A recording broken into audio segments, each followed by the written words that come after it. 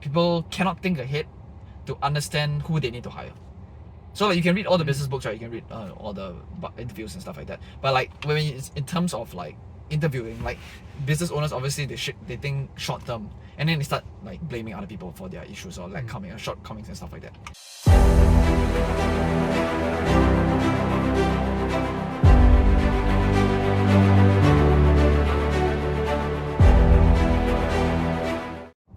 Alright, we're here with Jonathan Ng.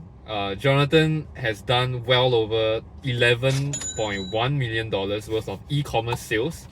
He has done it through Facebook ads, Google ads, email marketing, Klaviyo, okay, whatever, Shopify, okay. So he has helped brands like Prep Deck, Cause, to name a few big brands. Some of them have even gone on like Shark Tank, I believe, like Prep Deck has gone on Shark Tank. So we're gonna pick his brain. We're gonna find out from Jonathan exactly how did he help them scale to such large volumes, do well over millions, then well over like 11 millions, right, worth of revenue that's being generated from Jonathan. So yeah, maybe Jonathan can just share a little bit in terms of like your background, like what made you start in the e-com game. Hi everybody, my name is Jonathan. I did accounting in university. And then I learned about advertising, paid advertising. I learned about e-commerce along the way. So I started technically from when I was in the military in NS, and then I did photography, videography, and then I started actually shooting professional. I shoot like weddings, I shoot commercial studio stuff. So I know about the photography and videography side of things. And then that skill set, basically one day like a video agency hit me up, for example, and then they wanted me to film a video for a product, for example. Then I found the world into products basically. So with that skill set and with that experience, for example, then I started technically drop shipping and stuff, and so I learned the world of e-commerce there. And then technically when you're broke, when you have no money, for example, then you go and trade time for money, right, basically. Yeah. So you go and go to the people who have money and you ask them for money, and then you help them deliver a value added service, stuff like that. So I did agency for a few years, etc. And then we help direct to consumer brands, basically D2C brands in the US and Canada mostly, to scale their paid advertising, to scale their marketing in channels, acquisition channels. And then I became good at acquisition, and then I'm just here now in Jim's car. So, yeah. Okay, so that's a very long journey, right? Because obviously you started doing some drop shipping yourself. You also mentioned you did some photography and videography. So specifically, what motivated you to kind of go into the agency game, generate all the well over $11 million worth of revenue for your clients? Like, what was the motivation behind it? So I'm pretty sure anybody who goes into business wants to do well for their family and make good of their life. So I mean, that's the first thing. The second thing would be like I didn't like last time I was in the military and stuff. I didn't really like when people tell you what to do, stuff like that. So I guess that's the motivation for doing business and stuff, where you technically control your own destiny and you do your own thing, something like that. Does that answer your question? Yeah, for sure. So one thing I'm very curious, because $11 million worth of revenue is no small amount, and this is across like a couple of years, like I would say 3 years. Yeah, 3 years. Yeah, around 3 years. So walk me through that journey. Like, what were the acquisition channels? What helped you to select what the acquisition channels at that point in time, and also like the overall like strategy. Like, how do you do those numbers? So it's very, very dependent on the niche and the industry. So like the people don't understand is like there's a very good analogy that I think a lot of entrepreneurs, like big time people understand. It's like, it's not how hard you row, it's the boat that you're in. So the vehicle or like the product that you're selling is very dependent on how much market share you can take, how much money you actually can generate, for example. So I actually wouldn't consider 11 million like a lot, to be honest. like if you want to be talking about a lot, you got to be doing 100-200 mil. That's like a lot technically. So if you want to, you need to be in a market where there are billions of dollars in total addressable market, so they call it TAM. And then to be able to even take 0.01% of that is already 10 mil. You want to be in markets like that, right? Because it's very, very easy to go into markets which are established and take a very small slice of the pie, instead of going to very small markets and then you try to corner it and get 10 to 20%. So that's what I like to do, right? I like to go into like massive markets where anybody can buy anything, and you can sell to anyone technically, and then it's very easy to scale up. Because when you are a beginner entrepreneur where you don't have a lot of capital, you don't have enough margin to have very long sales cycles.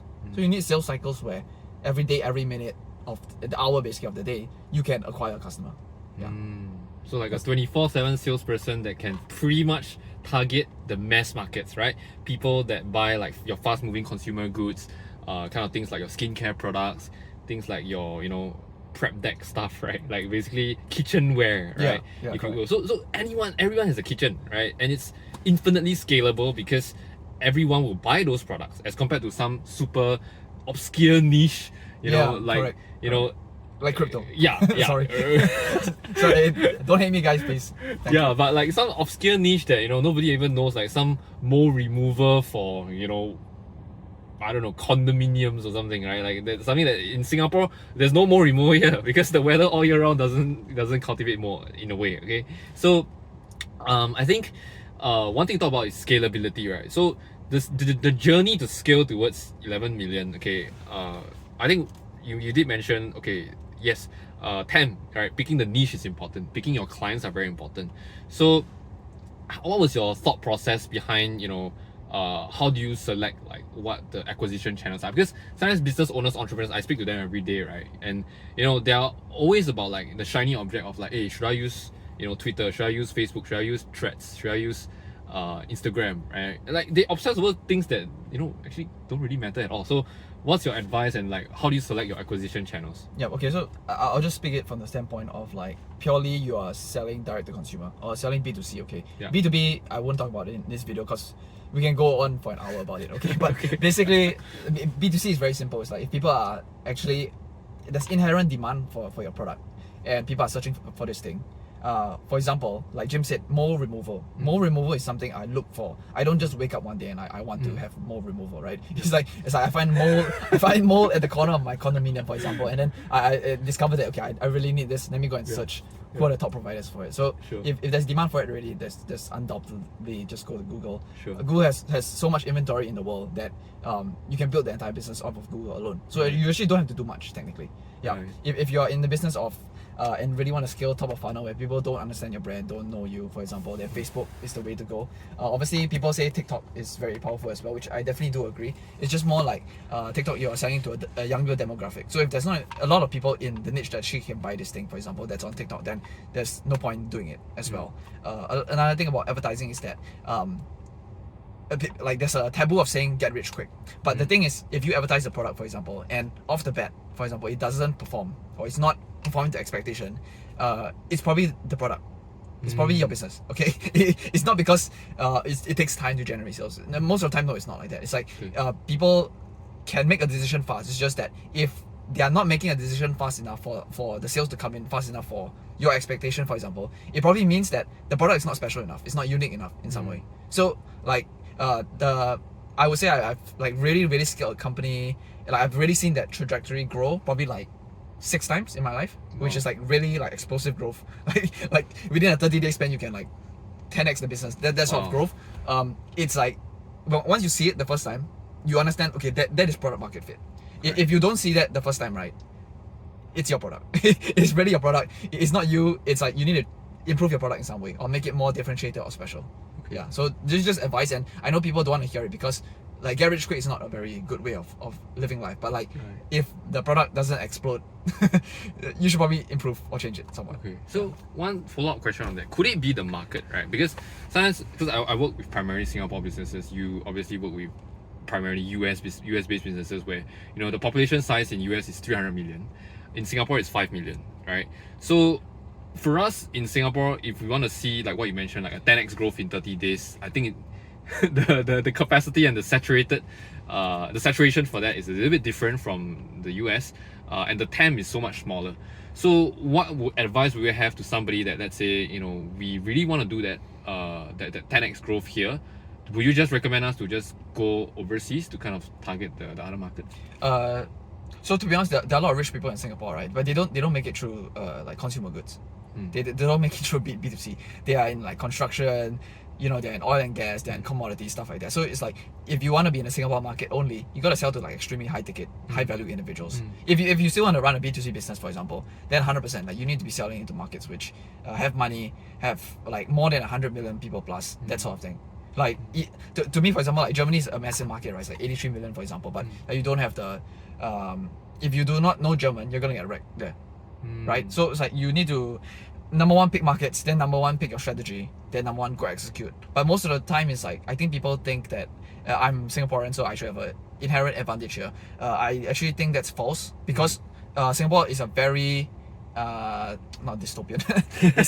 Singapore is a very clouded judgment of the world, in the sense that like all the good talent is here. So if you're trying to fight in this market, right, you're trying to actually fight with the most powerful or like the hardest competitors. I actually believe that. And like, so if, for example, if you go to the US, actually you're not fighting with the hardest people. It's just that because the market is so big, right, you can play in pockets of area where you still can make a lot of alpha. If you're a finance guy, you know alpha. So like, you can still generate a lot of alpha in those markets, even though that you're a foreigner and outsider, because you have a different perspective. Can I say it's the same like a blue ocean within a red ocean in that sense? Yes. Yeah, technically you can say that. Okay. Yeah. So one thing is, you did mention, okay, if there is someone that's like there's active demand for it, for instance, mole removal. Okay, so nobody wakes up one day and say, hey, I want to do mole removal. Okay, this works very differently from like, you know, let's say I want to get rich. You know, wake up and say I want to get rich, right? Yeah. That's an easier sell, right? You know, compared to like mole removal. So actually, no, I disagree. Okay. If I want the mole removed, I don't care how much it costs. I just want it removed. Sure. So what I mean is like, in terms of selecting the acquisition channel, right, for things like mole removal, for things like funeral services, for things like plumbing, for things like HVAC, right, you're gonna go to Google, because you're gonna wake up, you see, you know, your toilet bowl, you know, leaking and full of shit, right? Like, that's when you know you need to call a plumber, right? And you will search on Google for it. You won't wait for a Facebook ad to hit you and or Instagram ad or YouTube ad and say, give me 30 seconds of your time and I'll fix your toilet bowl. No, that shit doesn't happen, right? So therefore we kind of know, okay, that's the equation, that's the formula towards selecting our acquisition channels. Okay, so now let's talk a little bit about, okay, how do you get past that fear? Okay, because sometimes business owners, I'm sure you have handled, right, whether it's prep deck or whatever, like they have that fear where, okay, first of all, I don't have the inventory, right, to handle your demand that you skilled me to, right? Fantastic, you bring me a lot more sales, but I can't handle the demand. How do you solve this issue with your clients at that point in time? I'm so sorry. I've never encountered an issue where I brought sales. Oh wait, no, I have. Sorry. Black Friday. Because you told me the story, so I remember. Sorry, my bad. Yeah. So that's a very difficult conversation to have, because it's like when you actually crack acquisition, it's like the most exciting thing ever. And then when inventory cannot catch up, then you're like why did I just put in all this effort to help scale this business, for example? Yeah. In that sense, it's like, I think it's just expectation. Okay. I think like you guys didn't forecast demand planning. They call it demand. You didn't do demand planning well enough, and so you probably should bring in a supply chain person or bring in a financial model to model this, because yeah. So not everyone has the budget to hire a data scientist to come in to do that, right? So how will you advise like a small time entrepreneur that's still trying to grow and don't have the budget to hire a data scientist to come in, data analyst to come in to do that kind of modeling for them? You buy ChatGPT Plus at $20 per month, then you put in the prompt, and then there you go. You got a data analyst there. This is legit advice right there, man. ChatGPT is right there for you. Okay, pay $20, get ChatGPT 4. Solves all your problems. Okay, so so talk a little bit about, okay, when you're scaling up the campaign, okay, there's a lot of micro optimizations to be done. Okay, some people, they care about, okay, should I turn on CBO, should I turn on ABO, and then now there's Advantage Plus. Okay, there's all these weird different things that Facebook keeps releasing every day. What do you think is the number one, or maybe let's just say two, right? The top two factors that really matters the most. Okay, and I know you're gonna say copywriting, some line in between. Like, what is gonna be that two factors that business owners, entrepreneurs should be looking at when they're trying to scale up? Let's say they're at 1 million revenue now. They want to go to 2. They want to go to 4. They want to go to 8, 16. What are the two top factors that they should be looking at? Okay, you shouldn't worry about any of the media buying. What you need to do right now is you need to find all of your best performing creatives, and you need to do 10x of that. And people, when I say 10x, right, people think I just just say whatever bullshit. But you need to go and produce 10 times different hooks, different stories, and then like produce 10 different videos. They are different. Yeah, but people like don't want to do that, or like they will never do this, even though they listen to Jim for free. It's because like it just takes effort, right? It's like to scale up content, it's not a click of a button. If I scale up the budget, it takes me a click of a button. But if I scale up content, I need to hire actors, I need to write scripts, I need to record, I need to upload the thing to the Google Drive, I need to edit it. You see what I mean? It's like there's so many steps. So even if I tell you all this, you're probably not going to do it anyways. But it's fine. But the thing is, like, this is what you need to do to be able to scale to that, because creative is very, very is honestly the most important thing to scale up. Yeah. Cool. So definitely in terms of creatives, I think this is a huge thing, right? Because a lot of people, they want to automate things, right? They like to use AI. Nowadays they want to, like, you know, use some AI software to go and generate the video, and then use some robotic voice. Like, do you think that works well, or it depends on the industry? Like, oh, it works well as long as your script and what you say is performing and converting already. Which, if you say you're already at $1 million a year, which it already means it's converting to some point. So you have some starting ground. You just need to test and test and test. it means that the product market fit is there. Yeah. It's a matter of how do we scale up using all these, like, whether it's AI or whether it's like getting a video editor to come in to edit the, you know, repurpose the content and all that kind of stuff. Yeah. So what I'll do is, obviously I'll use AI, and then I'll also still use video editors, because you never know what works, right? And it's like you want to stack the deck in your favor. You want to make sure that you have so much content that it's just like not enough budget. Basically, you want to be in that position, right? But like, people don't plan ahead that much. But in an ideal situation, you know, your content is so strong. Every day you're pumping out some piece of content somewhere, and then you're distributing that and stuff. Yeah. Right. Okay, so we talked a lot about, okay, these are the methods to scale up the campaigns, right? Okay, what were some of the challenges that you faced when you were scaling, you know, all these clients and ultimately generating well over $11 million worth of revenue? What were the challenges that you faced at that point in time? So would you say challenges of the business, or would you say, like, let's just say both. limitation of the business owner? Let's just say both. Because sometimes the issue doesn't stem from you, it stems from the business owner. And sometimes the issue actually stems with the market. Sometimes the issue stems with and then they think about start cutting costs on stuff that is, like, obviously important. Any examples? Like, what would you say are the important stuff? Like, if give your example, you need a video editor, for example, right? The guy can't hire you, but it's like, but it's like it's clearly needed for it to grow the business. Sure. But in terms of, like, I think you need to understand what type of business you want to run also. Okay. So a lot of people, they don't understand that they actually want to run a lifestyle business. They want to make $500 to like $2 million per year, and then they want to chill. Then there are some other people, you know, they want to go to 8 figures, 9 figures and stuff like that. But most of the times is that the 8 figures and 9 figure guys, they are much more long-term focused, in the sense that they don't want to draw a salary.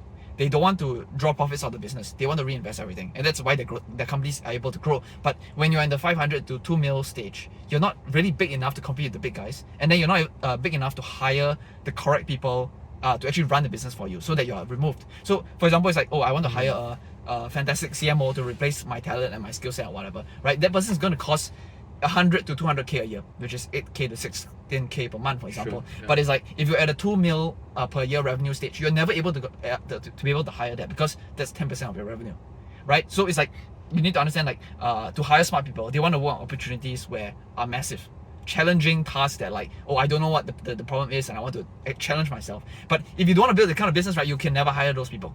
And so that's why the people, you know, if you want to be in that stage, I'm not saying it's a bad thing. I'm just saying that you need to be able to understand what type of opportunity you want to play in and stick to it. There's one Jeff Bezos quote I like a lot. It's like, you can hold a rock concert, you can hold a ballet, but if you are a rock concert for like the first 2 years and you suddenly want to become a ballet, you can't just switch, right? It's like, you really need to know who you want. You can't sell tickets to a rock concert and then hold a ballet. Of course. Yes. Okay, so it's really product market fit being one, the other one being heavily into just overall hiring the right talent, putting them in the right positions, and also digesting the fact that when you're running a business, you're trying to make yourself redundant, right? I mean, even lifestyle entrepreneurs, right? At the end of the day, do they really want to work and you know, not be able to service their clients well when they are, you know, on a holiday or something? No, right? The business still have to go on, right? Your clients still have to, you know, be serviced well, and you still have to perform all the deliveries and everything. So at the end of the day, like, whether it's lifestyle entrepreneur or like actual big time entrepreneur, you still want to be able to put people in place. You still want to have systems running. You still want to have the operations to be unaffected when you're taking a 14-day off trip, you know, in Antarctica or something. So Okay. so that being said, okay, so those were obviously the challenges, the hiring, okay, and also, you know, addressing the correct market, right? Then what closing advice do you have for let's say entrepreneurs that are currently doing between let's say 500k to $1 million a year. They're trying to get that breakthrough. They are saying like, hey Jonathan, I need that secret sauce that you have done for so many other e-com brands, right? Okay, but do they want to operate as a lifestyle business or not? No, they definitely want to scale. They want to make themselves redundant, and they want to go to that point whereby they double their revenue to 2 mil, 4 mil, or heck, even 8 mil a year. Okay. Like, what advice will you give to them? I understand that this is a very broad question, but in general, based on what you have seen from like Prep Tech, Course, and all these other D2C brands, direct to consumer brands, what will you say to them? Okay. I would say, okay, first of all, like mindset shift in terms of like figure out, is it a ballet or a rock concert? That's number one. Then number two, reduce the amount of money you pay yourself. Like significantly reduce the amount of money you pay yourself, because your personal income your personal income tax rate is going to be higher than your corporate tax rate anyway. So you'll be a bit dumb to pay yourself a lot. So corporate tax in Singapore is fixed at 17%. Fixed at 17%. Okay, and then for personal income, it scales beyond 17% once you hit above like 200k or something. Yes. Okay. So correct. Okay. Yeah. Then the third thing is really strong advice, even though that it's quite common sense sometimes. But if you've never hired anybody, hiring is actually a skill. That's why HR professionals are there. So hire people who have done the exact thing you want them to do. Sounds common sense, right? But most of the time people hire based on feeling like, oh, this guy doesn't give me good vibes or whatever. It's like you want to hire people who have done it before and done it so many times, right? They can tell you in a sleep. And those are the people you want in your business, because it's like you don't want to figure out that, hey, is this hire gonna work? You want to make sure that the hire works, and then they already have done it so many times that, oh, this is gonna be like a piece of cake for your company, for example. Yeah. Then the other thing I would say is that if you're hiring people, especially, you need to be good at like sales or convincing, etc. You need to give people upside. You need to give people a percentage or a reason why that, okay, if I work harder, for example, my salary or whatever increases. So you need to give very, very clear compensation path of this is going to happen if you do this, this, and this, right? If they are very, very clear on like, okay, if I put in X amount of inputs and 2X comes out, right? Then it's a very, very easy thing to say, okay, I would love to join your company and stuff, and I would love to grow your business with you.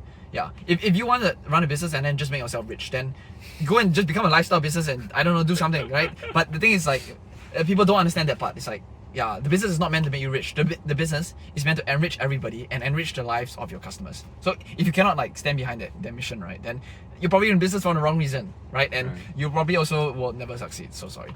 Right. But anyways, like these are the the like high level stuff, majority stuff like that. I think on the low level stuff or executionary stuff, I think I learned something quite important from consultants and stuff. Sure. So consultants in McKinsey or even in finance, if you're not a stockbroker but like a trader, they don't teach you how to generate alpha, or they don't teach you how to let's make a ton of money with our trades. What they teach you is that preserve the capital and don't lose anything. If you lose anything, you're screwed. So that was something that I learned from a friend from Goldman, for example. It was in Goldman Sachs, I won't say his name. But that's how they train the traders. The traders are taught to protect capital and protect downside. They don't think about making money. They will make money regardless. It's just more like don't lose and don't F it up. Because if you lose everything, right, you can't make the upside. Make sense? This reminds me of one of those quotes from I think it's Warren Buffett. Rule number 1. Don't lose money. Rule number 2. Don't forget rule number 1. Yeah. Is that the one? Basically. Yeah, but in finance it's very because you're playing with institutional money. You're not playing with your own money, right? So it's very, very serious if you lose money. Correct. So I think that's a very good mindset to have of like not be like conservative or risk averse. What they're saying is that take asymmetric bets. Okay. Right? If I can lose this 1% downside, but I can make 4% upside, then take the risk. So how is that relating to executionary standpoint is that you want to like keep innovating on your products and make bets that will help improve the customer experience. If that makes sense. Like if you're not pushing the boundary in some way, right, everything's going to go stagnant.